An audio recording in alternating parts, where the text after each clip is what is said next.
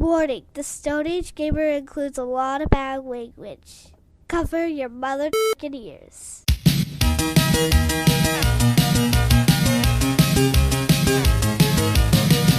Good evening and welcome to the Stone Age Gamer Podcast. I am Chris Randazzo and joining me tonight is Eater of Beans, Dan Ryan.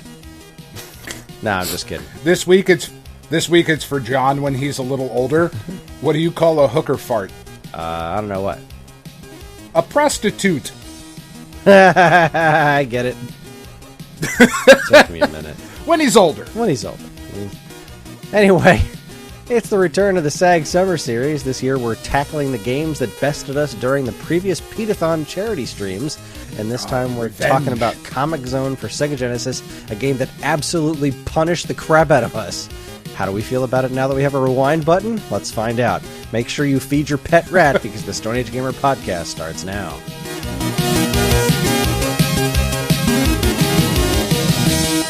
Hi everyone, this is episode 419. It's the week of July 15th, 2022, and thankfully we're not talking about Cool World. But it's kind of close, right? I've never actually seen Cool World, but that was the movie where, like... I don't think I've seen that movie since it came out. It wasn't like Brad Pitt got sucked into a comic book world or cartoon world? Yeah, cartoon world with Kim Basinger. Sexy cartoon Kim Basinger. You put Kim Basinger in something and I'm watching it. I feel like I haven't seen her in a long time. Also, to be fair, you put Brad Pitt in something and I'm watching it. He's dreamy. I haven't seen that new movie about him being an assassin on a train for a while yet, but... No, I really want to, though. It looks pretty neat. I'll watch 60-year-old Brad Pitt being awesome. Yeah, he seems like an... It gives me hope that maybe when I'm 60, I'll look that good. Dan, you'll never be sexier than you are now. Oh, that's a... Thank you. Thank you. Because it's impossible. Did you see You're the height of sexiness, sir. Did you see that movie with him and Sandra Bullock? Did we talk about that? No. The Lost Kingdom? I think you talked about that. No, I most certainly did not see that. Fucking loved it. It was great. Why are you so pretty? My dad was a weatherman. That's a fucking great line. That's a really funny line. It was a good movie.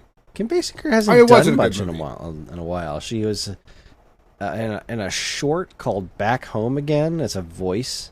It was, I think, an animated short. And then before that, it was 2018 was the last thing she did. And it was uncredited. Really? Yeah. Guess she's just not doing the acting thing anymore. Huh. I don't know. All we've been doing is watching The Boys. So if people are not on The Boys, I don't even know who they are at this point. Show's so good. Yeah, it's freaking great, and I love it. We just finished it last night. We're all caught up on The Boys, and so the next thing for us is catching up on Star Trek Strange New Worlds, which has also been fucking fantastic, just in a very different way than The Boys. Almost the same exact show. Really, just one for one. Although it is worth noting that Carl Urban has also been in Star Trek. Has he? Oh, that's right, yeah, he was fucking Bones in the J.J. Abrams movies. He was fantastic in that. He's great in everything. He really is. It's my stuff. Caught it in a place called Tuxas. I believe in my soul, Chris, that men look better with beards, right? Like, I believe that all men should have facial hair. Even if that shit's, like, patchy as fuck. Grow it in anyway. Because eventually, like, it'll get there. Just brush it, rub some, like, topical cream on it, something. You'll be alright. All men should have facial hair. Carl Urban. My God, what a handsome man with a beard. He's a handsome man without a beard, too. But you put a beard on him. Yeah. And, like, I would. I'm just saying. I don't know that he'd have me, but I would let him. I think he would. I don't think he'd kick you out of bed. He seems like the kind of guy who'd be like, if you came to him and be like, look, buddy, let's do this. He'd be like, let's do it okay. right now. You know you've always wanted to be with a bear? Come on.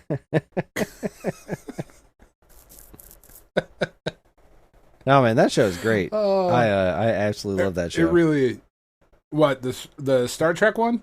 Both, actually. The Boys has just been just a hell of a ride. And I don't want to spoil nothing for the season finale. Just it was both really, really unsettling and also way more, I don't know if heartwarming is the right word, but less horrifically negative than I expected. Like, Yeah. Not everybody made the worst possible decision at all times, and that was pretty nice. And that's what's so great about that show is that it's not always all awful. It's like you're always kind of on edge. Like, are they going to get into a car accident right now and one of them's going to die? But but then when they don't, It's not like it's out of character. Like, oh yeah, occasionally good things do happen, and that's lovely. Sometimes. Yeah, no, it's a wonderful show, and if our listeners are not watching it, they really, really should be. It's very, very good. Very, very, very good. Just don't watch it near your kids. I mean, or do. How old are we talking? 5 or less. Yeah, no, definitely watch it with 5-year-olds. Definitely watch The Boys with 5-year-olds. It's just, man, yeah. Yeah, it's so different from the comic too, which I know we were just talking about, but and I've only recently started trying to barrel through the comic because I was like, let me check this out in between episodes here while I'm laying on the couch in pain.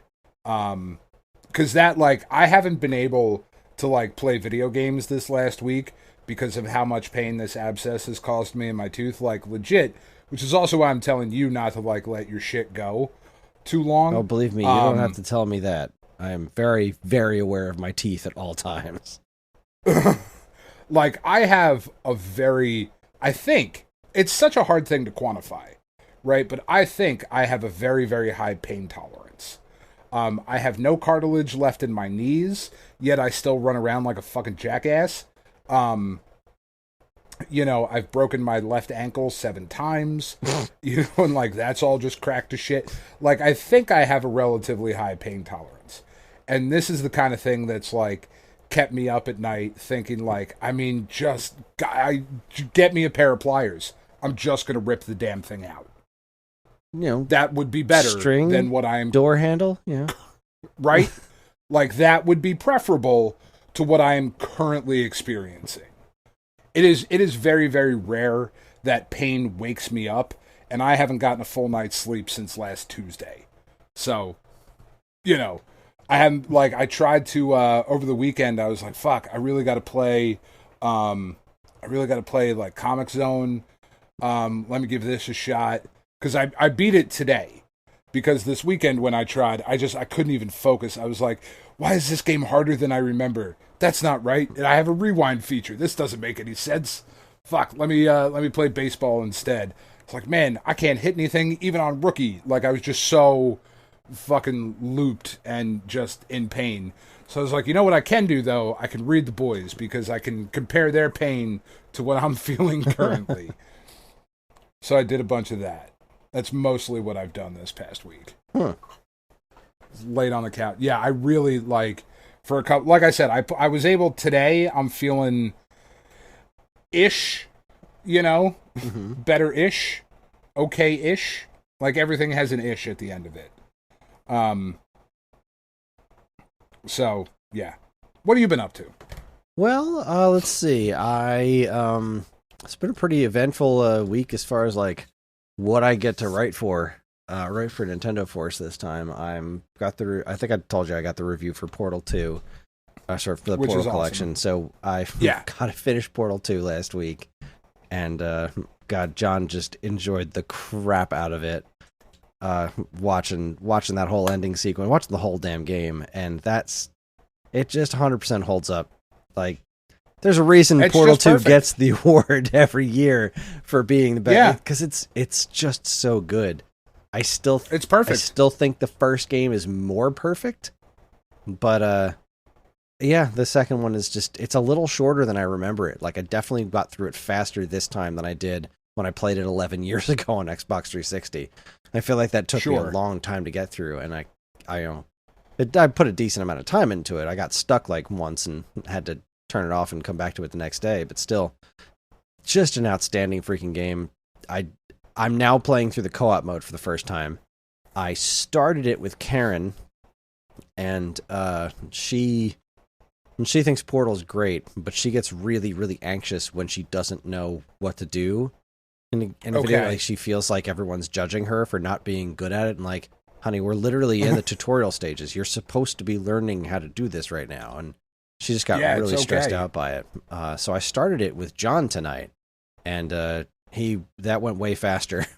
We got through about as far as Karen and I did, just the two of us, in about 15 minutes tonight before I took him up to do story time. Nice. But yeah, he really has the hang of it.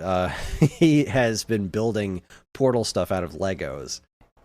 Today, nice. He had me play his Portal levels that he made out of Legos and stuff. And he made both the co-op characters, Peabody and Atlas. He made them out of Legos, and he made a Lego Gladys that's actually pretty impressive because, you know, it's just made out of the stuff he has, but it's pretty recognizable. And like, he has an orange brick and a blue brick, and those are where the portals get placed. And so, like, he would explain to me what the puzzle was in the room, and then, like, I'd be like, okay, cool, I can do this. And he invented new items, like a moving door thing that gets in your way, and like a tower that you have to turn a switch on that makes it go up, and you can shoot yourself out of portals that way. And he made a bunch of stuff. That's so cool. It was awesome. It was, like, you know, it was a little tedious actually physically playing the game with him, but I was just so impressed by his imagination, it didn't matter at all. Sure. So I'm pretty stoked to get through the rest of the co-op campaign, and then I can actually write my review with confidence. You guys have Lego Dimensions, right? Yeah, so that's also kind of came up because he was talking about building Portal stuff out of his Legos, and I'm like, you know, there was Portal stuff in Lego Dimensions, and I explained that to him, and I thought I had thrown away, well, the Lego Dimensions, like the actual Legos. I thought I had somehow like thrown them away when I threw away the box for the big box for the game. Yeah. And then when I was prepping this weekend, we have that AVGC that we're selling stuff at. I was up in the attic going through all of the rest of the random stuff I have, and I was like, oh, I found the Portal. Nice. We don't have the actual nice. Portal stuff. The only set we bought was Doctor Who. So we got the regular main set, and then we got the Doctor Who expansion, and that was it. But Karen and I didn't like it at all when we played it. But just like I've never liked... I feel like John would love that. That's the thing. Like, we've never liked any of the Lego games. But now he's played through Lego Jurassic World. And we just finished that yesterday, I think. We beat Jurassic World. So we went through from all of Jurassic Park, and Jurassic Park 2, Jurassic Park 3, and Jurassic World. So we finished all the single-player campaign stuff, and now he's just doing all the open-ended things. So now that we have a better understanding of the way Lego games work, I think it might be fun to play this with John. So I went up in the attic, and I got the bag of the Portal, and we rebuilt it today. And we haven't tried the game yet, because I just ran out of time today, but the idea is to actually try this game out with him and see what he thinks of it. I would love to get the Portal set, but it's like, you know, $40 on eBay. Like, I don't. Is it really? I think so. I haven't been able to find any open ones. I haven't looked that hard, but I do know the Lego Dimensions sets, some of them have become a bit expensive. I am currently looking through mine at the moment to see if I can let you borrow it. I don't know if I have that one open or not. Oh, I think that one's in my other thing. Here's the thing. There's the toy tags. I can get the tags themselves for pretty cheap, but he wants the goddamn Legos, you know? Like, that's what he would want. Okay, here's one for $28.99 free shipping. That's that. I think my actual Portal Legos are somewhere else, because I'm looking at what I have right here in front of me, just in a box of stuff that, like, it's like, oh, I'm putting this away and I'm packing it, because I got the Ghostbusters, Simpsons, Knight Rider, Beetlejuice, E.T., Wonder Woman, the Cybermen and the Dalek, the Gremlins, fucking Bad Cop, K9 and the TARDIS. We got that one, K9 and the TARDIS and the 11th Doctor. Yeah, but I've definitely got I've definitely got the Portal one somewhere. See, even loose, I don't know if they're I can going find for it. If you don't, $22. Like, I don't know, $25 plus $7 shipping. Like, if I could get it for around $20 or so, I might try and make that work. It's like we can't really afford to be spending any money on anything right now, but this is one of those things, you know. Like, come on, this is great. He's into this right now, and I want to foster this because he's just obsessed with Portal stuff right now, and I love that he is. Like, he thought the Cave Johnson Lemon speech was hysterical. Well, he was correct. He was correct. It is hysterical. The whole damn thing, like everything about Portal is wonderful, and he's like listening to the music all the time, which is like, you know, Portal doesn't really have one of those soundtracks you put on and groove to, you know? It's just a lot of like ambient noises, but he'll put that stuff on and just, he's singing Want You Gone and everything. Like, it's just having a good old time, and I want to foster this to as much as I can. Because really, Portal is amazing, and I'm so glad this game got re-released. It just makes me so damn happy. It's just so wonderful. It's just such a perfect fucking little game. It is. It's just great. It is damn near flawless. It's I can't say enough good things about it. So we have also started, speaking of the Nintendo 4 stuff, I got 2 previews to write. One of them was for Atari 50. The other one was for the Return to Monkey Island, which I'm excited about. But I also got another review, and I got the review code for Spider Sores. Do you remember seeing this in like the Indie Direct or whatever it was? So this is the new Way Forward game. That's kind of like Contra, but very cartoony, like the Way Forward cartoony. All original characters. Yeah. So the game plays very much like Contra, and John was like super excited to play it because he's so into dinosaurs right now. He got really frustrated. We're on like level 5, and he kept dying, and I'm like, dude, this is just the way these games are. Like, this game is, it's not, it doesn't just play like, it is like Contra. It is hard as balls. And I kept dying on this one boss. I wish there was a dodge move. It's weird to think that because Contra doesn't have a dodge move, but the size of the characters and how slow you shoot in this game feels like I need more maneuverability. But every time you beat another level, so first off, it's got a great personality. It's hilarious and stupid. And you are either this like girl with a guitar or a dude with a potato gun. And you, the whole thing was like you work for this company called, it's a play on Jurassic Park's InGen. It's like Ingest, that's it, Ingest. And they basically genetically engineer giant dinosaur bugs that are delicious, but incredibly dangerous. Naturally. So like they're this food corporation. They're like, yeah, we harvest all these giant spider sores and then we eat them, but they're also dinosaur bugs and incredibly lethal, and oh no, they've gotten out, and you're the only 2 survivors. We did a bunch of tests on you before, and you now have mutant abilities. So every time you beat a boss, they leave behind meat that you then eat and gain powers from. So, like, one of the levels, you get a double jump. You get like a Spider-Man thing that's almost exactly like the grapple cable from Contra 4. Which is, it's neat because, like, I didn't piece it together until we had played the first couple levels. John was, the second time we played it, I booted it up and I was like, man, Way Forward makes great games. Like, Way Forward, why did I know that game? It's like, oh, they did a ton of great stuff, like A Boy and His Blob, and they did a great Batman game, and DuckTales Remaster, which we just played a few weeks ago. They did Contra 4. Oh, they did Contra 4, that's right. No wonder they're good at making this kind of thing. But it has such a different feeling than Contra 4 because the weapons are really not rapid fire. There's like a couple of weapons that are rapid fire, but most of the weapons are very, very slow to shoot, which is really annoying the crap out of me because everything feels like I need way more offensive power than I have, or some better way to navigate the screen because the characters are a lot bigger than the characters in Contra. So you take up so much more space. So I feel like it's been a lot harder for me to dodge things. And we're playing on the easy mode too, because I wanted to make it easy for John, and I'm struggling to get through it. So I feel like there's some intrinsic piece of it that I'm missing. but its personality is great. It's got the same weapon stacking mechanic as Contra 4, so like if you get a laser, it's a thing, but if you get 2 lasers, it's a bigger thing, you know? So it does have a lot in common with Contra 4 so far, but it definitely has its own personality, and it's a lot of fun. And colorful. Well, all right then.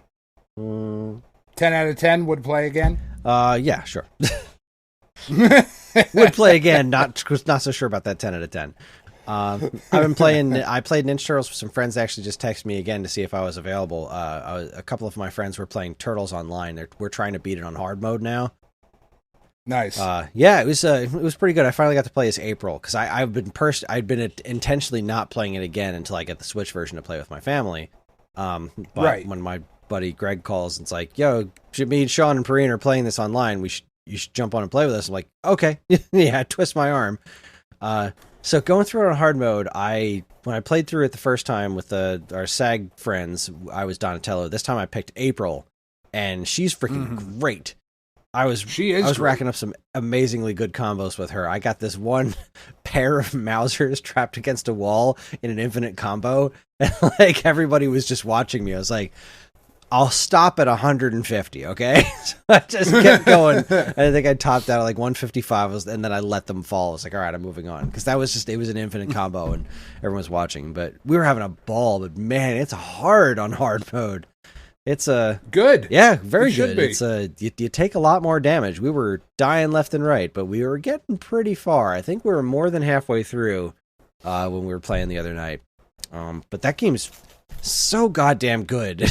It's so good. Still, it really chaps my ass that it's not cross-platform multiplayer. Yeah, same here. I really hope that is a thing that winds up happening because it's so good, and it's really good online too. And it's like, I love that we're in this crazy period where we're getting this and Streets of Rage 4 both exist, and they're so good. Yeah. And so replayable. It's freaking fascinating. I love that beat 'em ups are getting this kind of attention right now. But this Ninja Turtles game rules. I can't wait for my physical copy to show up and play it with the family. I will. It's going to be so good. And the Cowabunga collection. Yeah, Cowabunga is going to be outstanding. I'm so excited to play through those games again. God, me too. I just wish I knew when it was coming out. Yeah. Maybe we'll find out in the not too distant future. Spoilers. I mean, we kind of got a lot riding on it. We do. So that is also true. So, a listener was so kind as to hear me talking about Mario Strikers, how I wasn't going to buy it. A listener sent me a copy of Mario Strikers. And I'm extraordinarily grateful. We played it for the first time tonight, and I was 100% right about family time. John had a blast, but he was very confused. Ellie was in tears, maybe because she was having an off day, but like, I tried to make it as simple as possible for her. I was like, all you need to do is move around, and when you get the ball, you press A. That's all I need you to do. And like, she would get the ball and be like, I don't know what to do. It's like, I gave you one button to press. The one with the A on it. That's all you gotta do. One direction. The ball gets to you. You don't even have to press a direction. The ball gets to you, you press A. That's all you gotta do. But like, I made it through like the first 3 tutorial things. Like, man, this game is complicated, but it is really freaking cool. Yeah. I mean, we got our asses handed to us, you know, because I was the only one that actually played the tutorial. We put it on super easy mode, and we just got annihilated. But still, it was pretty fun. And I'm going to try to put as much time into it as I can, which I don't know how much that's going to be. I haven't played Death's Door in a week because of how much else has been going on. I'm itching to get back to it. I don't want to fall into the hole of being like, crap, I don't know what to do or how to play this anymore. Like, I need to get back to it, but I also needed to finish Portal so that I can write about it, and I need to finish Spider Source so I can write about it. But I want to also play these games that you guys have gotten for me because, like, I really appreciate these gifts, and I want to play these games because they're amazing. But thank you very, very much for the Mario Strikers. It will get played. I'm very happy to have it, and yeah, it's great. I like it. Right on. I guess the only other thing I'll mention is that my Turrican games are still not here. I'm pretty sure I've got a couple of things floating around right now that have been shipped. I'm pretty sure that they are in New York right now. So, ooh, that's close. It is close, but they still don't have any, like, I can track them as far as where they are, but there's no estimated delivery on them. They won't even give me a guess as far as when they're going to get here, so it could still be weeks before they make it here. They could go all the way back to Germany before they get here, for all I know. Like, I have no idea what the system in place is to get them to me, but whatever it is, it's not great. The other thing I got coming in the mail is the Horizon Chase Turbo soundtrack on vinyl. Oh, nice. I'm so excited for that. That is very, very cool. Oh, earlier today, they just, I don't know if it was a reissue or the first time issued, but Sonic Spinball soundtrack on vinyl. Oh, cool. I thought about it for a minute. I was like, I love the Toxic Caves theme, but I only kind of like the rest of it. And I don't have money to spend right now, so this would be a really stupid thing to spend money on. But, like, it's so absurd. It's not even a very big soundtrack. Like, apparently a bot bought up, like, all the special editions, and the company that makes them pulled them down, like, real quick. They're like, they posted online. They were like, look, a bot bought all of them, and we're trying to do something about that right now. But we took the listing down until we can try to fix something. I think they put a few more up later in the day, but fucking bots ruining everything for everyone. It's just so fucking wild. Like, why? Just why? It's a limited thing. They're gonna resell it for like $300. Right now, I'm actually bidding on. I'm bidding on the Sayonara Wild Hearts soundtrack on eBay. Obviously, not bidding anymore. I put one in, and then that bid got topped. It was like, all right, we're gonna stop right now. We're not going to raise the price of this anymore. If this guy wins, then this guy wins. But I don't want him to pay any more than $50 for the thing. Same here. Jesus Christ! It's at like $38, and like it goes for $300. Like that's just where that is right now because it doesn't exist anywhere anymore. It was a limited release. It's something that people want, and vinyl collectors. It's the cross section of both vinyl collectors and video game collectors. It's like. It's a double layered insanity, and it's people will just market the hell out of it. Just plunder it and raise those prices, and it's depressing because there's a lot of stuff I don't want that to collect it. I want it to fucking listen to it. You know, like I put it on my iPod, but I like listening to stuff on vinyl. I don't have any vinyl in my collection that I don't regularly listen to, like. There's one thing I bought that I regret buying, which was the Fooly Cooly soundtrack, because I adore the pillows, but I forgot that the soundtrack itself has a bunch of other stuff on it that I don't really like all that much. Okay. I was like, damn, I shouldn't have bought this. It was an expensive set, but the records are gorgeous, and it's neat to have, but I shouldn't have spent the money on this. But that is the only one record I have that I don't regularly listen to. Every other one that I buy only stuff that I want to hear. And I love the Sayonara Wild Hearts soundtrack. We listen to it a lot just on my iPod, and I'm like, damn, if there's a video game soundtrack that I would want, this is definitely one of them that I would want to have on vinyl. And then I found that it exists, but it's sold out like 2 years before I even found out that the game existed. So, because I was so late to that game. I don't know. Right now, it's only at $37. Or $38. I just hope it doesn't get much higher. And the person who's selling it says they have two of them. So for whatever this one sells for, he's going to immediately list the second one after it. So I'm just hoping it's me and this other guy and nobody else bids on it. And then like, that's the end of it. We both get it and we move on with our lives and we both get it for a reasonable price, but that's not going to happen. It's just the whole thing fucking, it just drives me crazy. Scalpers suck, man. They really do. They really, really do. Like, I was thrilled that over these last couple of weeks, I've done a couple, like, odd jobs where TIFF works. Because I told you, I think I brought it up on the podcast before of, like, you know, the boss will be like, hey, go do this thing. And the guys that work there will just say no. Yeah. And, like, and they don't do it, which is wild. But I do kind of appreciate when they do that, because then I get the phone call from Joyce, and she's like, "Hey, can you come do this thing? I'll give you like $40." I'm like, all right, yeah, sure, no problem, whatever. So like this weekend, fucking my tooth is all hurting, and I should just be in bed resting. But I got up and I went and put a pop-up tent up with Tiff. And I was like, all right, sweet. She's gonna give me $40 for this. Like, and she did, and I immediately went to Target, and I was like, I'm gonna buy the fucking NECA Marty McFly, because I've had my eye on it for a little while, and it's fucking dope, and I know if I don't get it now, in 6 months, you know, when it's Christmas time, and Tiff is looking to get it for me, it's gonna be $80-90 on eBay or whatever, and that's gonna piss me the fuck off. So I'm just gonna go get it now. Like, and indeed I did.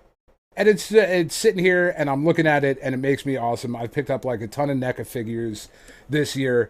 But same thing like you're saying with the vinyl. I'm not picking them up to keep them in the box and like, ooh, I'm going to resell this one day. Like, it's open. It's out on my shelf. I played with it. I posed it. I took pictures like a right nerd. And I'm fucking really happy about it, you know? The buy shit to resell it, to make some money off of somebody else's joy, man, I just don't get that.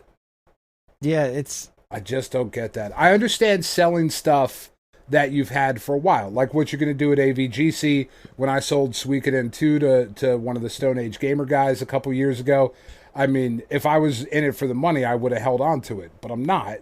You know, it's something that I had, and you wanted it. This is what the price is for it now. Okay, sure. Yeah, that's I mean, that's where I'm at.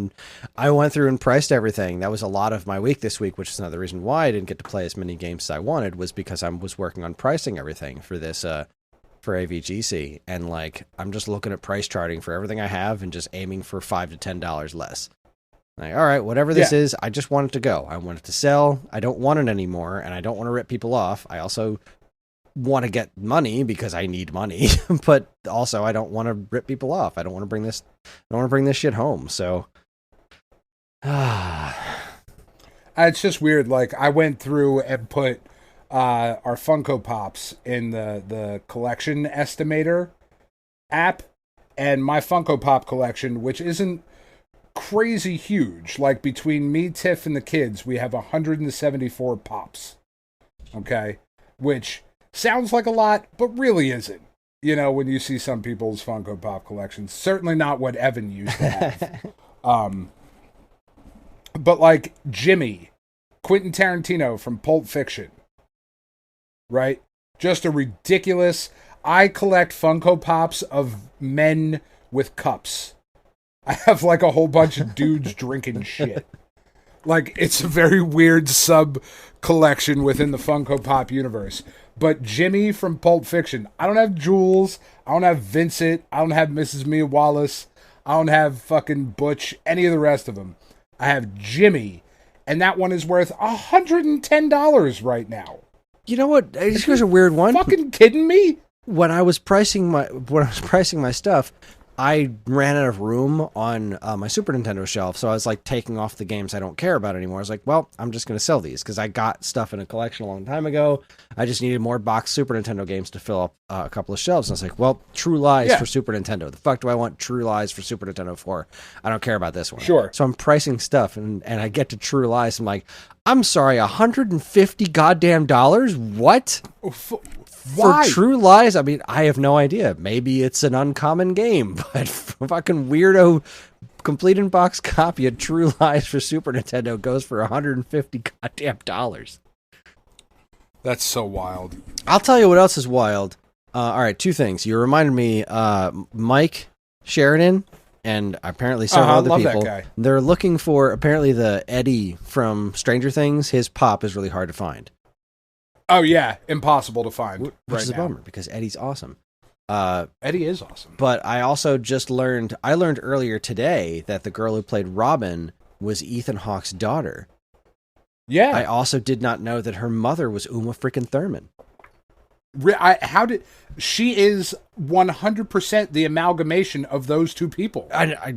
It never occurred to me. until I saw a picture. I was like, oh my God. There's no question. I didn't know what Uma Thurman and Ewan McGregor would look like put together. Ethan Hawke, not but Ewan there McGregor. She is. Or sorry, Ethan Hawke. But yeah, there she is. That's her. I mean, I'm kind of always thinking about Ewan McGregor. He's just kind of always in the back of my mind. Hello there. Hello there. Oh, God, that gets me going. Like, I'm already halfway there now. And it's not even him that said it. It's just you, but I'm thinking about the scene. That's awesome. Yeah, no, that Eddie Pop is apparently, like, next to impossible to find. Which is... Like, is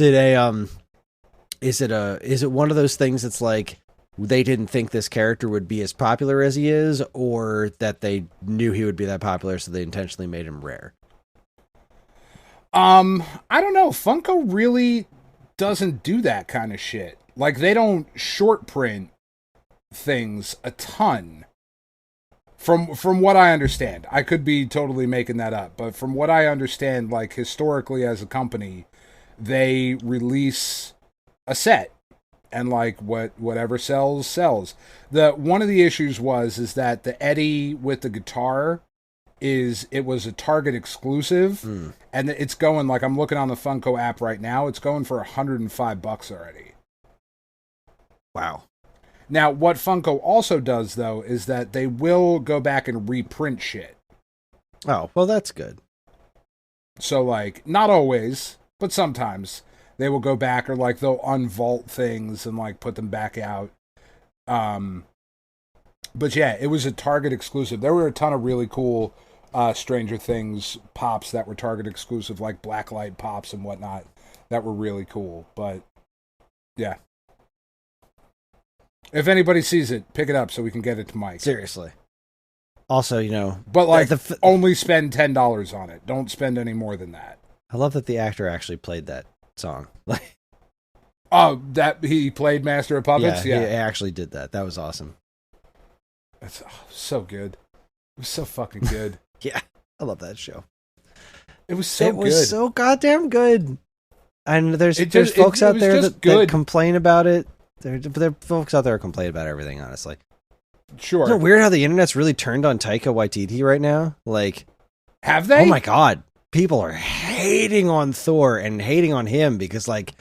Why? Well, I think because Thor was kind of a comedy, and, like, did you not see the last one? Like the last one. Okay. And there's... people were jumping all over him for a couple interviews that he did, like one of them saying that he thinks director's cuts are stupid. Because, films are better by committee instead of just one dude's vision. And so, naturally, the Snyder Cut fans jumped all over that. And then... Yeah, but that movie sucks. It really does. And then he just my opinion, but... He mentioned in an interview that because he's doing he's doing a Star Wars movie. And he mentioned in an interview that he asked Natalie Portman if she ever wanted to be in a Star Wars movie. And she was like, I've been in Star Wars movies. Like, oh, right, I forgot all about those. Like, yeah, because they suck. But as we all know, right now, the prequels are high art. And everything that was wrong with them was never wrong with them. They were always amazing. So therefore, they're giving this guy Star Wars. He doesn't care about movies. He doesn't care about Star Wars. Like, man, fuck you all the way to the other side of the moon. Like, this guy's also done so much great stuff. He was probably kidding. I don't know. Maybe like he was probably making a joke. Maybe he's a funny guy. It's true. He is a funny guy. He may have been kidding, or he may have just legitimately forgotten that Natalie Portman was in those movies because it was a long fucking time ago. I forgot that it was like I don't necessarily associate that with Natalie Portman. Like I think when I think Natalie Portman, Star Wars is not the first thing I think of. Same here, and like I would. If I were him, I probably also would have done the same thing. Be like, wow, you were really good in this movie that we're doing together. You should come do this really good Star Wars movie thing that I'm planning on doing. Oh, right, you were in 3 really, really bad Star Wars movies. Really bad Star Wars movies. Son of a bitch. What, out of curiosity, what is the first movie you think of when you think Natalie Portman? V for Vendetta for some reason. Really? Yeah, I don't know why. That's the first one that pops into my head. Mine is Leon the Professional. Yeah, I know that's a lot of people do that one too. I don't think I never saw that That one, or Black Swan. I didn't see Black Swan, but that's another good one. Garden State's the second one that comes to my mind. Oh, fuck, I love Garden State. That movie's so That's good. a good movie. That's a good fucking movie. You've never seen Leon the Professional, I though? have not. I highly recommended. Highly recommended. That movie is fucking great. I had some time to myself to try and Karen had gone out and I put the kids to bed and I had some time to myself. I was pricing games. So I was like, all right, I want something on in the background. So I almost watched Venom Let There Be Carnage, but then I remembered. Oh, I loved it. I remembered that my best friend Paul, he said I had to watch a new episode of Mystery Science Theater because the movie in it was just defied explanation. Now, I've seen a lot of Mystery Science. I love Mystery Science Theater. I do. Sure. And therefore I've seen an awful lot of really bad movies. This movie's called Munchie. Okay. And I think it might actually be worse than Manos. Like, wow. It's a different kind of worse. Manos is just like, Wow. well, this is just an absolute train wreck. This is like, why are you doing this to me? It was Dom DeLuise, I think. So it's like this little kid. This little kid finds a box that has a weird, like really fucking hideous looking gremlin in it, and it's voiced by Dom DeLuise. Yeah. So, but he's just doing like constant Dom DeLuise shtick that doesn't necessarily even make sense. He's just like rapid fire, like somebody put Dom DeLuise in a sound booth and just told him to start cracking as many shitty jokes as he could, and they'll just throw it behind this puppet voice. Everyone else in the movie We'll make it work. is just amazingly bad at acting. And it's like this kid just wants to be popular in school, and so this weird gremlin thing, Munchie, and tries to make him popular because he's got magical powers or something. And there's like a flying pizza at one point because like he wanted to get a pizza, so instead of making a pizza appear, he like made a pizza come out of a restaurant, and the chef was chasing the pizza with a butcher knife. And like the kid's got a crush on this girl at school who's played by Jennifer Love Hewitt when she was like 10 or something. Sure. Like this is unreal. This movie is unreal. And I didn't notice it until now because I was pricing shit. Because I wasn't watching the opening credits. Of course it's a Roger fucking Corman movie. Of course it's a Roger Corman movie. Go. Holy shit. Yeah, that guy sucks. Roger Corman. This movie's amazing. And I had to stop halfway through. I almost never turn off Mystery Science Theaters because the movies are so bad. This was like made hobgoblins look like fucking Shakespeare. I was just like, I can't take this anymore. I need to have something else on in the background because this is just uncomfortable. Wow. Just atrocious. I still have to watch the second half because I told Paul I would, but holy shit. What a movie this is. Ugh. Ugh. See, like, here, before we go to break, I have a very simple philosophy on these things. We're going to be dead soon, Chris. Not like tomorrow, but, soon-ish. And I would rather spend my time doing something I enjoy than watching whatever the fuck you just described. And typically speaking, Mystery Science Theater can make these movies funny enough. And there was some really goddamn good comedy in this episode. But I just couldn't take it anymore. So I turned it off and watched a couple episodes of Sports Night because I haven't rewatched that in a long time. Oh, that's such a good show too. Wonderful show. I've rewatched that show so many times, especially when I was working at the tech center.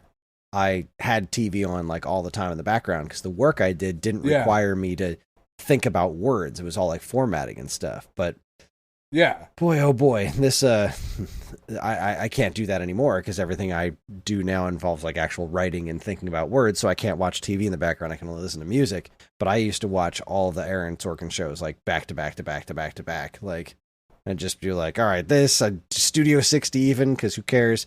West Wing I only did like once or twice because that's really long. And did you ever watch Moneyball? Yes, I saw Moneyball. I think we saw it in the theater. Oh God, that was great. Such a good movie. Such a good movie. Fucking Brad Pitt again. Good point. That was the one. Was that? Telling you, man. Was that the one with Brad Pitt and Jonah Hill? I want to say. Yeah. Yep. That was a good movie. Where they figure out how to rip off baseball, and then everybody else fucked it up. Yeah. It's such a good movie. It's hard not to be romantic about baseball. Like, that's where I stole that line from for my review for the magazine, because it's hard not to be romantic about baseball. It's a great sport. Even I like watching baseball. Which is wild. You hate everything. That's not true. You are the internet. I love tacos. I love tacos and you, God damn it. Oh, that's it. That's all you need in life. Me and tacos. All right, we're going to take ourselves a quick break. And oh, wait, no, we're not. We're not ready for a break because there was a whole thing we're supposed to do. Everyone else's PlayStation lists. So we did our PlayStation list last week. And this week, I wanted to go over all the other PlayStation lists that came together. So first up, listener Brian Gelfond. He is from, I know him from Level Up, my comic book store. And he sent a pretty interesting list. Now, this was sent to us like a month or so ago, back when we were originally going to be doing this. So some of these prices may still be out of whack, but he came up with a really good one here. So we've got his came to $99.98 because he went in he went all the way in on the decimals on this. So we got Soul Blade, good for him. Great pick. Crash Bandicoot Warped, fair enough. Tekken 3, Gran Turismo 2, The Greatest Hits Metal Gear Solid. Greatest Hits Spyro 1, Tony Hawk 2, Siphon Filter, Greatest Hits Final Fantasy 9, Cool Borders 2, Jet Moto, that's a good pick, and Air Combat. Oh, yeah. That's a solid list. Very PlayStation. I really that's very PlayStation. I looked at a lot of the Jet Moto stuff, and I was like, man, I gotta have Cool Borders over Jet Moto. Yeah. I agree. Because, like, ultimately, I feel like they were better games, but I can't hate on somebody putting Jet Moto on. Yeah, that was a very, very specifically PlayStation thing. So this is a very good list. He also came up with the next $100. So, like, after you do that get Greatest Hits Mega Man Legends, Greatest Hits Resident Evil Director's Cut, Greatest Hits Twisted Metal 3, Bushido Blade 2, Driver, Greatest Hits Legend of Dragoon, and Pong the Next Level. Yes! Yes. Nice. So that was Brian's list. That's a good list. That is a solid list. Let's go to... That's what we're going to do. Like, he just spoiled it. That's what we're going to do once we're done with the Stone Age starter kits. We're going to do the next $100. That's a great idea. That's right. I'm totally into it. Content for decades. Whatever it takes. And then after that, the next $100. The game's just going to keep getting expensive. That's the problem. All right, let's see. We're heading over to Discord. We have Rumblemins. He did Final Fantasy VII, Tenchu, Final Fantasy Tactics. I just see FFT. It's got to be Final Fantasy Tactics. Greatest Hits. Yes. Crash 2, Gran Turismo 2, Tony Hawk 2, Metal Gear Solid Greatest Hits, and Tekken 2 comes to exactly 100 smackers. That's a good list. It says prices are wildly out of date, but I'm not going to bother relooking them up. Don't worry about it. It's all for fun anyway. Duroc Pig, he came up with Gran Turismo 2, Frogger, yes! Tekken 3, Street Fighter Alpha 3, Metal Gear Solid, Time Crisis, that's a good one. Twisted Metal, that is a good one. Spyro Greatest Hits, Arcade Party Pack, Atari Greatest Hits Collection 2. Okay, it's a good one. Atari Hits 2, I like that. Let's see, Chrono Din. Fucking Time Crisis is a good Time call. Crisis was a great call. I love Time Crisis. I haven't played one of those in ages. Let's see, Chrono Din. It's very much a list specifically for me, but that's what I'm going with, and it kills me that I couldn't put Xenogears on here, but it was $88 when I checked. I know, man. I fucking love Xenogears. That game is awesome. I've never finished it. There's too many random encounters. It's like walking 3 feet takes a half an hour in that game. That is true. All right, let's see. Greatest Hits Chrono Cross, Final Fantasy VII, Final Fantasy VIII, Final Fantasy IX, Final Fantasy Tactics, Metal Gear Solid, Tomb Raider, and Tony Hawk's Pro Skater. Yes, $98. Man, I can't even argue with that list though. That's a good list. Right. It is. It's not a bad list. Not a bad list. That's a lot of hours of bang for your buck. That's a lot of hours of gaming right there for $98. Real though. Let's see. Reformat. A Squaresoft heavy list, but sprinkled with some other all-time greats and hidden gems. Oh, he's got descriptions. All right. Final Fantasy VII. Ooh. The system seller. You can't play PlayStation without playing FF7. Final Fantasy Chronicles. FF2/4 and Chrono Trigger. Nobody had these on their Super NES list because even loose, they would set you back nearly $300. Get them for PS1. You even get loads of bonus features and animated cutscenes. Don't forget about load times. But yes, you're 100% right. Final Fantasy Chronicles is a great buy. But it really Chrono is. Trigger on that is hard to play because every time you want to open a menu, it's like 4 seconds of loading time. Another one for Time Crisis. Not the best Lycon game for PS1. The best is Elemental Gearbolt, but that's $73 loose. 100% agree. This is $13 loose and a damn fine game to boot. Get you some Time Crisis. Chrono Cross. I mean, you've already got Chrono Trigger, and the sequel is a fantastic game on its own. Sure, you can play the remaster now, but good luck finding it under $13. Good point. Final Fantasy Origins. The best version of the original Final Fantasy and the best version of the Japanese FF2, and for only $12. Yeah, I mean, if you're a Final Fantasy guy... Final Fantasy Origins had Final Fantasy 1 on it? Yeah. It was 1 and 2. On PS1? Yeah. Oh my god, I forgot all about this one. I forgot all about Final Fantasy Origins. So what am I thinking of? I have it. Final Fantasy It's awesome. Chronicles and Final Fantasy Anthology. Oh, I see that's listed on here too. Totally forgot about Final Fantasy Origins. Huh. Yeah, that was like the first time, what was it, that you could play the Japanese 3, I think? No, it was this like was either Chronicles or it was, whichever one it was. the one that it was the Japanese 5. It was the first time you could play 5. Japanese Yeah. 5, that's right. But that was in Anthology. That was 5 and 6. All right, so let's see. Next up, Tenchu Stealth Assassins. Metal Gear Solid is great and all, but Tenchu is a truly fantastic stealth game, and it's $5 cheaper. I'm not gonna argue with you. I don't hate that argument. I don't. I fucking love Tenchu. Final Fantasy Anthology. Nobody had Final Fantasy 36 in their SNES list either, because even loose, that's $70. That's a shame because it's the best Final Fantasy game. Hard agree. Here you can spend under $10 and get it and Final Fantasy V. That's a no-brainer. Wow, I forgot this game existed. N2O Nitrous Oxide. A hidden game and one of my favorite games of all time. It's a rock-solid tunnel shooter with a fantastic soundtrack, and it even does 2-player couch co-op. I live for the bonus levels. I haven't thought about N2O since I worked at FuncoLand. Holy shit. For real. I'll have to give that a try again. I don't know that I ever actually played the game. I fully believe. I don't know that this is true. I don't know that it's a fact. I just know that it's true.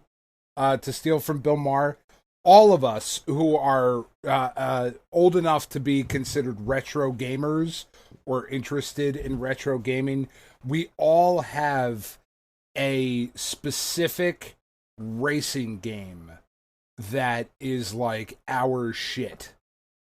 And it's different for, like, somebody out there is like, Automodelista is my fucking jam, and how dare you disparage that game?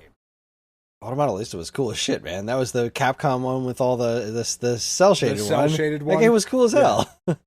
I don't disagree. I'm just saying. I mean, who didn't love RC Pro-Am back in the day, or Rad Racer? Like, who didn't spend a ton of time playing Outrun? No, but that's what I'm saying, though. Like, we all loved RC Pro-Am and Outrun and Rad Racer and all of that shit.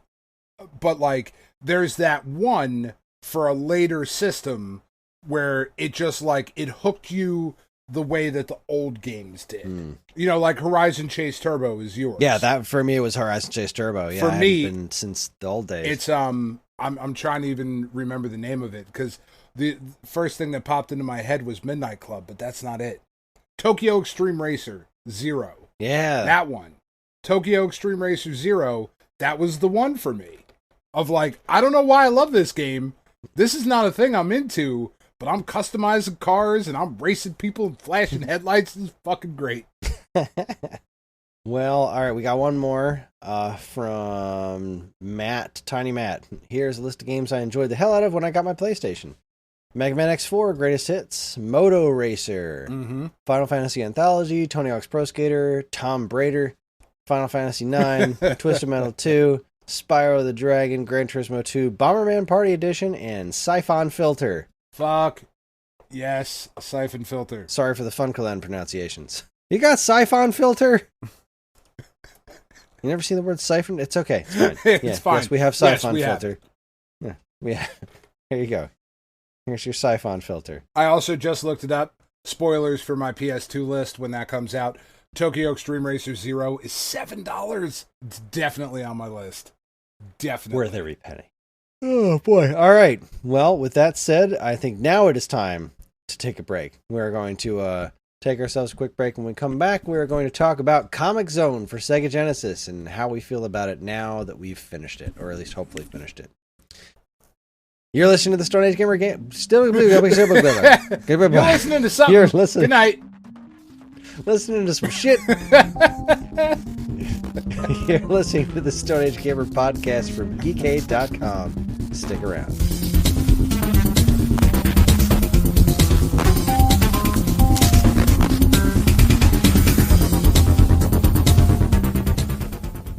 And now, here's a quick look at some of the other original content available now from our partners and geekade.com.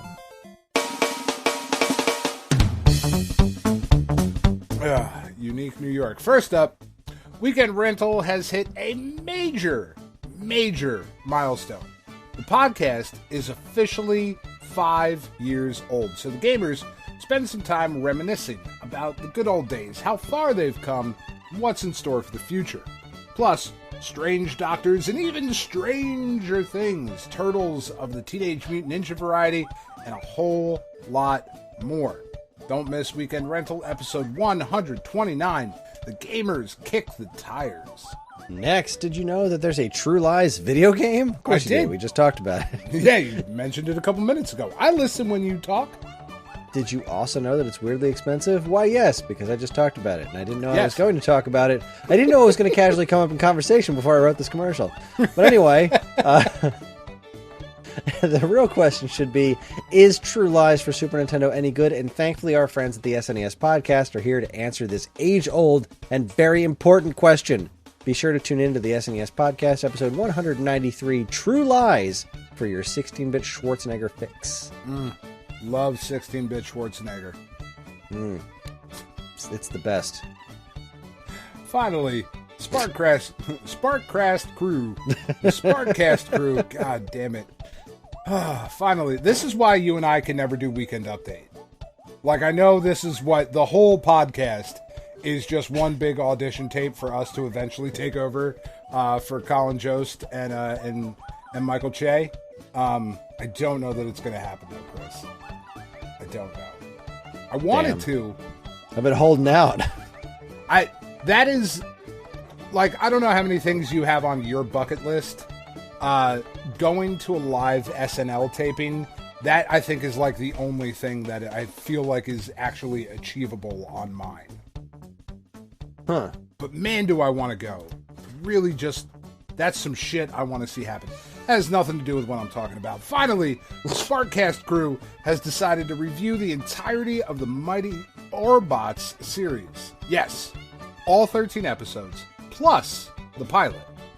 Well, actually, see, they reviewed them before. This is a compilation of their prior 5 podcast episodes that examine the series with any non-Mighty Orbots related material from those prior episodes edited right the fuck out. So you don't have to. So if you're dying to know more about Orbots and how mighty they may or may not be, check out Sparkcast episode 62, Complete Run, the entire Mighty Orbots. You typed Orbits. I'm going to say Orbots, though, because I said Orbots way more times than I think Orbits. it was an autocorrect. Okay.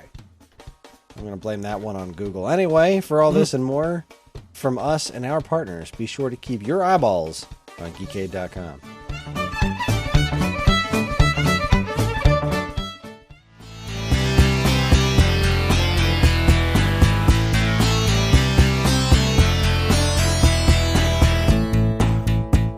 Okay, we are back and better than ever, and it's time for us to talk about the masterpiece that is Comix Zone.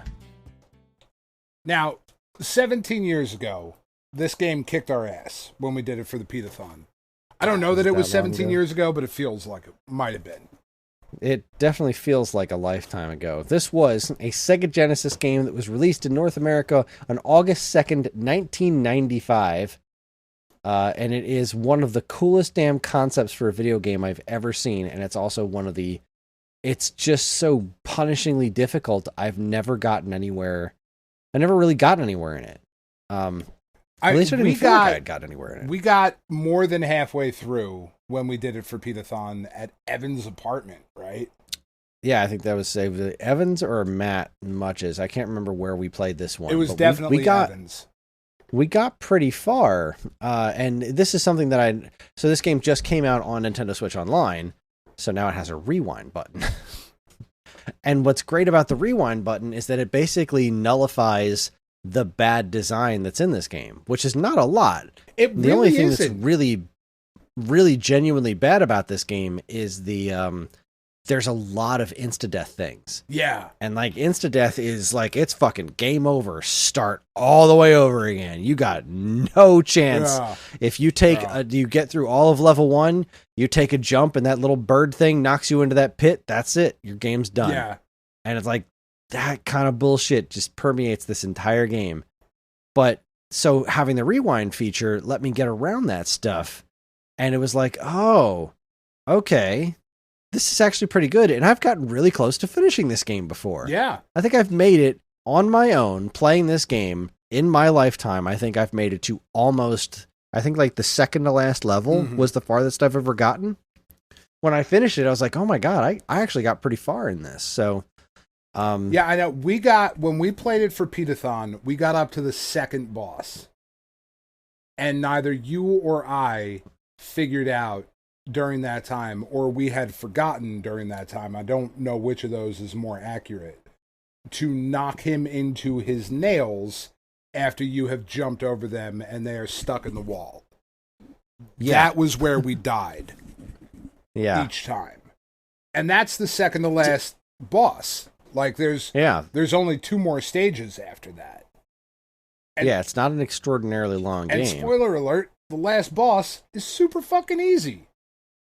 He is. I had a hard time getting the good ending at first. It took me a little bit to kind of figure out what exactly I was supposed to do. Right. Like, flick the switch. And I'd be like, I'm flicking the switch. The switch isn't doing anything. Oh, I'll flick the other switch. Got it. Yeah. Son of a bitch. Because I was just beating him up. But there's a whole thing. You get him, trap him down in the bottom, flick the switch, and it'll get zapped or whatever it was. Or blown up by the rocket trying to take off or whatever that was. The engine's shooting off. That was pretty neat, getting to see a good ending and a bad ending. Yeah, yeah. Didn't realize this game had multiple endings. This game's really freaking cool. I am so sad that nobody has tried to do this again. Me too. Like that, I think ultimately, after playing through it again, I played through it again today. So that it would be, fresh to talk about it. And everything we said about it during the PITAthon, still rings true. It's such a creative, interesting game that, unfortunately, because of some bad design back in the day, just kind of held it back from being like a really big franchise that I feel like it could have been, because there's some really clever, neat ideas in this game. And there's just bullshit that holds it back. The fact that you are constantly taking damage, like everything you do takes damage away, is like, come the fuck on. And there's all these like weird little death traps. I have to punch this brick, or I have to kick this door, or whatever. And there's literally no other way. There hasn't been a bomb or some dynamite or whatever. The only thing I can do is punch this, and that takes my life away. That is fucking absurd. Yeah.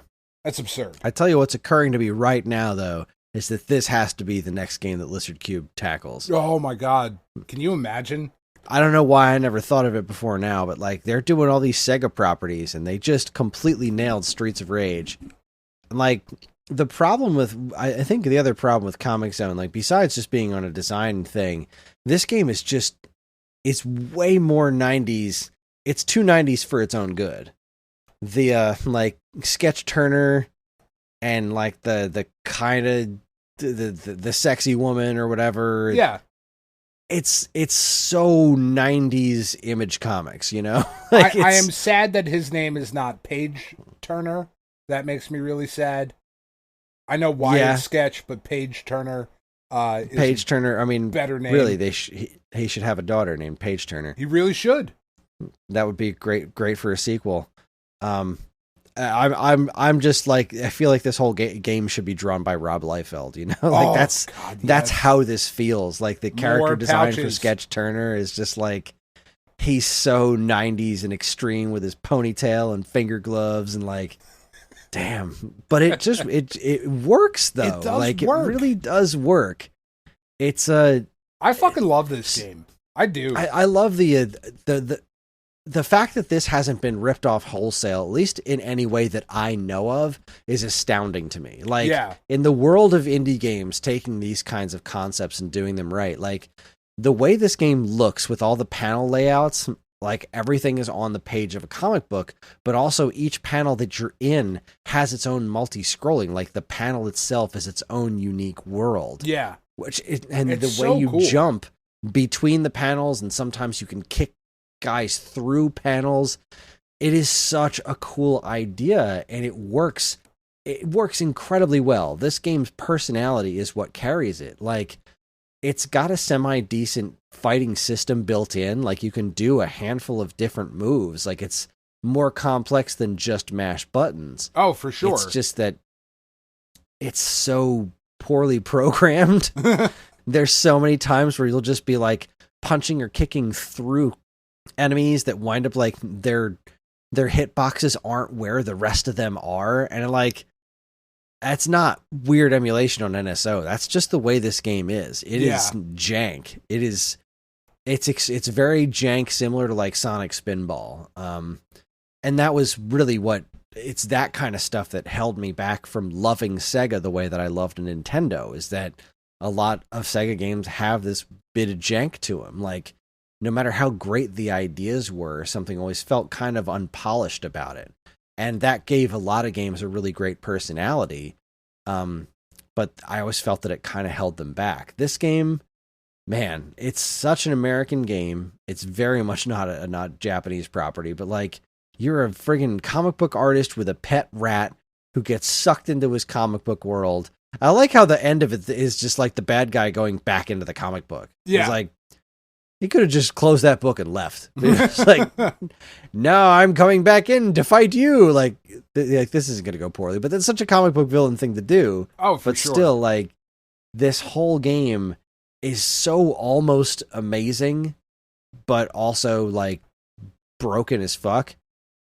But playing this through with the rewind feature was really illuminating, because like, every time I would get to a fork, like, you'd be like, well, you could either jump to the panel to the right or drop down to the panel beneath you.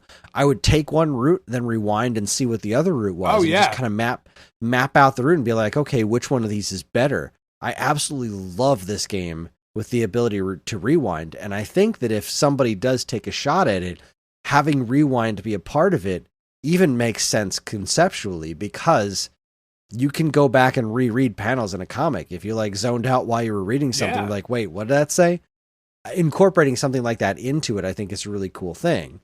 And they do all this stuff with like, they tied into this comic book concept wholesale with like the characters talking to each other through speech bubbles while you're fighting. You know, so good. The problem is that they didn't execute it as well as they should have, because half the text winds up getting overshadowed. Like, if you kick somebody, then their text balloon like disappears, or they'll say something else and you wouldn't have time to read it. It's so almost there. It's so close. So close to being an absolute masterpiece. And honest to God, that playing this on Switch with the rewind feature is without a doubt the best way I've ever seen to play this game. Oh yeah. Yeah. It still looks great, but now it's totally manageable.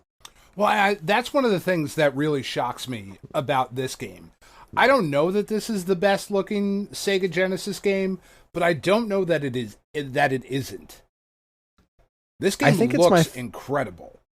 I think it's my favorite looking Sega Genesis game.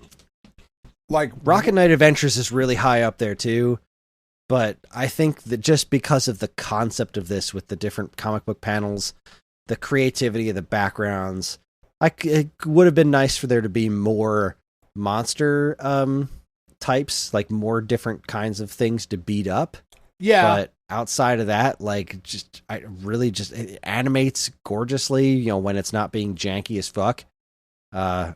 It's just I think it might be the best looking Genesis game. At least to my eyes. Yeah, I mean, I really, it's an absolutely gorgeous game. Like, if you go through and just look at some screenshots of it, because you're right, it is kind of hard to appreciate as you're going through it because it is so punishingly difficult.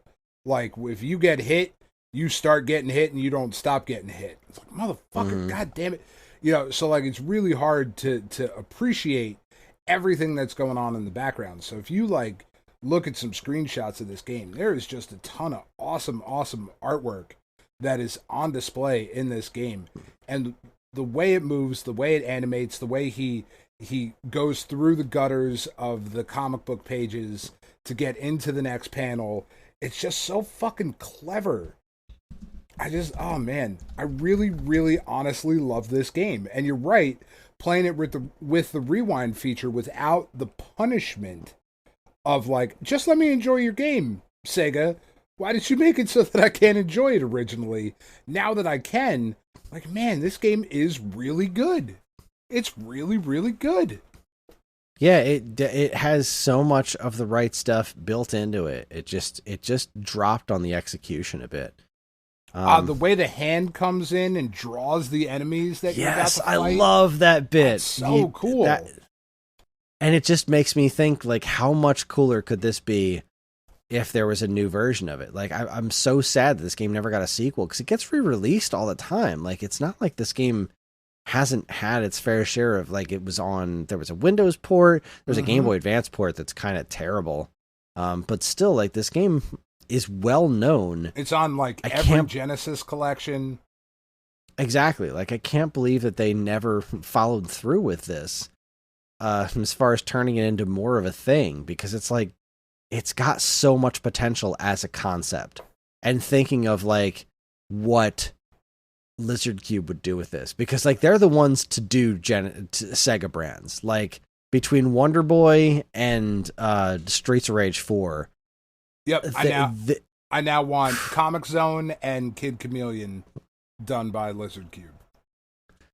I want Comix Zone more than anything done by Lizard Cube. I want them to apply how much they learned from Streets of Rage 4 as far as like how to make a fighting system in a brawler like this work. But also just their animation style would be so perfect for this. It really would. And just make it a little bit more fair. Yeah, make it more fair, expand on the different concepts, you know, like the way that the enemies are getting drawn in while you're playing it. Like, I feel like it's just ripe for so much more than the Genesis could handle, because like as a concept, this is really wild as far as like games from back then, like fourth wall breaking and stuff, having all these unique environments be their own self-contained stages within stages. Like, God, I'm just watching a playthrough right now where you're standing in water in one panel, and then you jump to the next and you're in a totally other room. That's like, you can see how it's connected between the panels of like how those rooms are supposed to be connected, but they're also next to each other in a way that makes no sense because it's comic books. It's a different camera angle, you know? It's just so damn clever. I'd love to see more of this. Well, and it's such an interesting thing that, you know, like you were saying when we first started talking about it, how has nobody ripped this idea off? Exactly. How has no indie developer done this way better by now? That's wild to me. Every other thing has been ripped off, but this.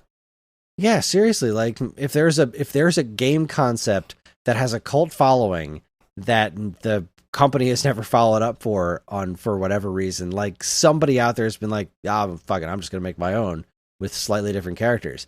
That's where you get your page turner character from. Yeah. This game fucking rules. Yeah, I'm really glad I finally played through it myself. And now that I've done that, I think I said this last week, now that I've done it with the rewind feature, I can see how to do this without one.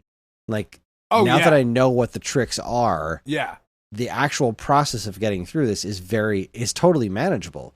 I never would have done this as a kid, though. I never would have had the patience, even as a kid, to go through this game over and over and over again to get to those late game points and beat my head against a wall trying to figure out what's the best way to do this, you know? Yeah, no, I 100% agree, because it just would have frustrated me, and did, right? It frustrated us when we were doing it for the PITAthon. Yeah, because you make that one mistake, or you pick the wrong path, or you didn't figure out how to do this in the right way, and then it's like you don't get another chance. It's just game over. Good luck playing those 4 stages all over again, because fuck you. And that sucks all the fun out of it. And, you know, you never wanted... Something like this should be nothing but fun. I love that it's challenging. I just wish it was challenging in a fair way and not the, relentless bullshit this game tends to be. Yeah, no, love it. Love it, love it, love it, love it. Even more with the rewind feature. So happy that this is our summer series. The Revenge. Me too. I even like the sound. And that's like Genesis sound I do struggle with sometimes. Oh, sure. Especially when you're doing, like with this game in particular, it's doing the electric guitar thing that the Sega Genesis was not great at. You know, it tried to approximate electric guitar and that just sounds like a bunch of farts. Yeah. But you can also make him fart in this. So that's... You can. Right there. It also makes... This makes that sound work, I think, better than a lot of other Genesis games do. It's one of those... I'll always love making the comparisons between Super Nintendo and Genesis. They'll always be fun to me. But I think the electric guitar sound, I don't think is really a comparison point between Genesis and Super Nintendo. I think Super Nintendo knocks that one out of the park. But this is one of those games that really plays to the Genesis's strengths on its sound card. And like... those voices and things like good luck Turner and the coughing when you beat those weird little Aquaman looking dudes and like all the sound design in this game is so very memorable. It was one of those games that, when I played on a Genesis as a Nintendo kid, I'd be like kind of jealous. Like, damn, this is a cool. Really, really cool ass game. This is such a great idea. I love this. And it's never stopped being cool to me. So I'm also glad we're doing this. What's the next one we're doing? What's the next game we're going to try to get revenge on? Contra Hardcore. Right, because that's also on NSO. Yep. Contra Hardcore. Let's see if I can gain some appreciation for that game, because I swear to God, I do not like that game. Man, and that game just kicked our ass. It did. Relentlessly. Oh, it was brutally, so bad. And in a completely non-fun way. Yeah, like, you and I are not bad at video. Like, I'm not the greatest video game player in the world, but I don't suck at video games. I've beaten Contra games before, thank you very much. Yeah, I've beaten the original Contra on 3 lives. I couldn't do that shit now. No, but I was able to do that back in the day. Contra and Super Contra, and I think Contra 3 I've done before. I did Contra 4 all the way through, even on the hard modes. I love Contra games, but I do not love Contra Hardcore. But maybe we will. Yeah, maybe we will. We'll see if we'll see if it clicks this time. And then hopefully, fingers and toes crossed, we will get confirmation or a shadow drop or something of the Cowabunga collection, so we can end up the summer series with the original Teenage Mutant Ninja Turtles. Because otherwise, we're just going to have to like emulate it and play it with save states, and that's not as much fun. Agreed. But we will. For you. But we will. Whatever. Yeah, for you, the listener. We do it for you because we love you. That's right. Well, I think that just about wraps things up for tonight. What do you think? Yeah. Okay. Well, that being said, that's our show. Join us next week for the July 10, 20, 30, 40. If memory serves, it's a beefy one. And then in a week or two, we'll be back with even more summer series with Contra Hardcore. We are on most social media platforms, and if you want to get in touch with us, we aren't very difficult to find. All it takes is a quick look at our show notes, and you'll see links to our social media accounts, as well as all manner of other fun stuff, like a link to our namesake, StoneAgeGamer.com, the Geekade Patreon, which helps keep this show running week after week, and more useful links than you can shake a joystick at. This show's theme song, Squared Roots, was written by banjo guy Ollie. You can learn all about his wonderful music and more by following the link to his YouTube channel, also in the show notes. And finally, as always, we'd like to thank our intrepid editor, Evan, for taking a vacation and not being here. I'll be editing this week, but whatever. What a prick. Thank you for doing it all the other time. I love you. You're an amazing man. He's in Jersey. He made it to Jersey. He went to Garden State Comic Fest, and I couldn't make it. And I know. I didn't super want to. bummed about it. I could have. I just chose not to. I chose to get a tooth abscess instead. Way more fun. That's how much I didn't want to see Evan and Angie. I really wanted to make it to Garden State Comic Fest. No, we would have had to pay to go see him. Fuck that. I would pay to go see Evan if I had money to pay to go see Evan. I wouldn't. He could stop by the house on the way home. He could have. What, and be by all those dogs? I don't blame him. Angie's been here. Just saying. He doesn't love me. Well, thanks, Evan. And thanks to all you folks for listening in the first place. That is it. Thanks for listening, everybody. On behalf of Dan and myself, keep playing games.